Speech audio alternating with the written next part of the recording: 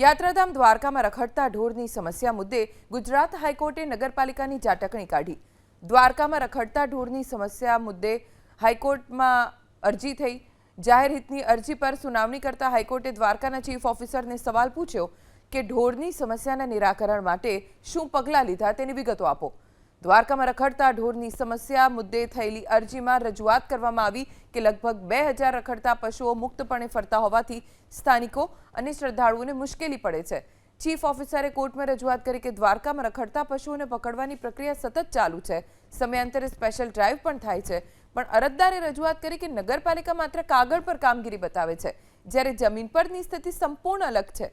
અરજદારે એવો પણ આરોપ લગાવ્યો કે રખડતા પશુઓ અનેકવાર સ્થાનિકો અને શ્રદ્ધાળુઓ પર હુમલો કરે છે, જેમાં અનેક લોકોના મૃત્યુ થયા છે, છતાં નગરપાલિકા તરફથી કોઈ ઠોસ પગલાં નથી લેવાતા।